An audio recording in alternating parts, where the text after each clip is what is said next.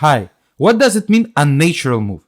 Today I will cover the strategy that basically hide it from the lovers of chess, but very important and can help you to save lots of points in your practical games. Believe me, you will love this video and you will say thanks to me that I covered this strategy for you. My name is Pavel Martinov and welcome you to my YouTube channel, and let's start.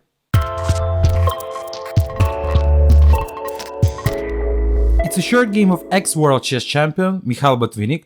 He played white against Lajos Portish. It was a classical line of English opening. And here, first interesting strategical moment, that Portish decided to go knight b6. Very typical idea. Basically, with the opposite colors, such type of structure in the position can be from the Sicilian defense. The idea is that at some moments, that knight can be hanging, and as well white have some ideas like d4 at the moment, and that's why black wants to avoid all of this, and they are pushing the knight back from the center just to control everything better, especially d4 square, and accept this hanging knight. d3, bishop e7, a3. But Botvinnik's idea is to push b4 at some moment, maybe with bishop b2, just to place the bishop on the long diagonal. Portish decided to play a5 to block b4 square, to just avoid b4 at some moment. Bishop e3 looks also logical. The b2 square is no longer available to this bishop. To play b3 is not good because this pawn can be weak at some point. And here Botvinnik has some ideas like bishop takes b6. Castle, also kind of a critical position because bishop takes b6 here is possible, but basically I don't think that is really bad for black because they are receiving pair of bishops. They have a clear ideas like f5 and play in the center. They have an open line here, and it's very hard, like pretty hard, to create any attack on these pawns. So I think that's why Botvinnik decided to play knight a4. So right now he'd like to take on b6. Maybe he wants to jump to c5 to a strong square. He wants to improve the knight, and basically he is starting an attack on the queen side, and the like good point for him and like one of the trigger that both bishops, they are looking to the queen side, so it seems that he needs to play on the queen side. Takes, bishop d5. The idea is to have the opposite to this fianchetto bishop on g2, rook c1, rook a8. And here, really interesting strategical moment. I like the move that Botvinnik played. You can press the stop on this video and try to fight his idea. And in this position, he played rook c2. Very interesting move, just because he wants to double the rook on the c line to improve his position on the queen side. That is the area where he wants to play. Before, unfortunately, he can't produce because it's too much control from black on this square, but basically to double the rooks in the close position, especially whereas the tempos they are not that important, a good way to improve the position in general, yes, and decrease the rate of potential attack. And basically in future he can use this, and as we can see, the c line is the only one semi-open line that can be available for the white rooks, so he wants to improve. Bishop b8, rook c1, and here the main moment why I choose this game and what to basically main I want to say for you. Here in that position, Portish played knight b8. That is basically a really bad move. The best was like maybe to wait a bit to play h6. Yes, just because this position is quite complicated, quite close. There's nothing serious here for white, to be honest. But for sure, it's a better position for white. They have more active pieces. Yes, and they have a clear strategy to do something on the queen side. Knight b8 is the move that looks unlogical. Why? And unnatural, because the knight returns to his own square, the native one, the starting position, blocks the rook, and it's like you did the development and you're going back. So seems really weird, and that's why that move can't be good. The strategical idea of this move that he wants to play c6 at some moment to go with the knight from d7, and after c6, especially because of this pawn chain, it will be a big question for these rooks why they doubled, yes, on this line. Basically, strategically, this move have some idea, but when the move looks unnatural, 95% it will be a really bad move.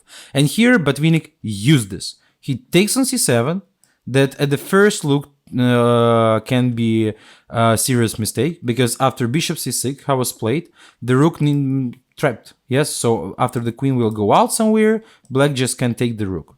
But that was not the idea. Takes on c6, tactical trick that helps white to produce their strategy. B takes c6. It was possible to take with the knight on c6, but on this way this pawn will be weak, and basically the same variation like in the game can appear, and at some moment white can take as well the pawn on b7. B takes c6 and rook f7, a very magnificent move. Because here seems that the rook is again kind of a trapped rook, yes? But after rook f7, the position changed. Because king f7 is not possible, white can checkmate black, like queen c4 for example, following knight g5, and it's really hard to find a useful move. The bishop will do an attack. If black wants to block everything, knight g5 can appear. So this position starts to be too dangerous. The king is too weak, and the checkmate attack is here. So that's why king f7 is not possible move. And basically rook takes f7 is a kind of a typical idea in chess, yes? I mean, not only the rook f7, just to take on f7, just to sacrifice the piece to unlock the king's position, especially when he in the center on e8, and as well when he castled already. So rook f7, typical idea, typical tactics you should know. Portish decided to play h6 just to cover the square on g5, but just after rook b7, the position seems that white have even normal material for this sacrifice, and basically again the king is too weak, and h6 move made some new weaknesses that Botvinnik will use in this game. Queen c8, trying to avoid this rook from the 7th rank, check, king h8. Here is lots of moves that white can play to receive a winning position, but I like the way of Botvinnik. He played knight h4. The idea is that he's using this square, the weakness that created after h7, h6 move, and he wants basically to checkmate the king. Black needs to take on b7, just to suffer for the material, not for nothing. And basically we sacrificed both our rooks. Knight g6, king h7, and bishop e4.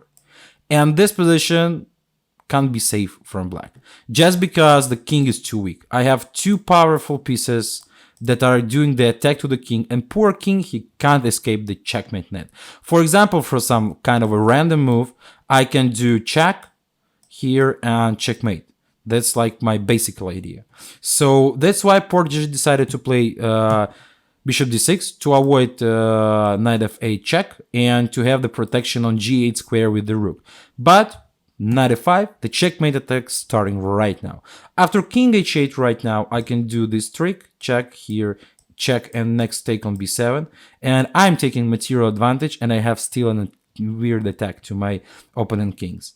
So g6 looks like an only one, takes, king g7, and the final combination after which Portish resigned, as well you can find by yourself, press a pause right now.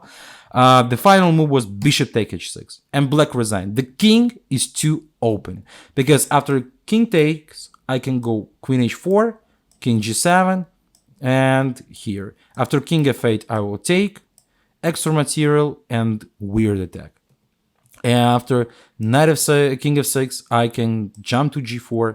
Yes, and even, for example, if the king goes to g5, I can checkmate directly this poor king. So Botvinnik destroyed his opponent position of the king and checkmated, and he was very strong in this checkmate attack. And the main thing of this game that, believe me and remember this practical rule, if the move like knight b8 in this game looks unusual, not logical, really weird, it seems to be a bad move. Don't do this. And this game showing this principle very clear.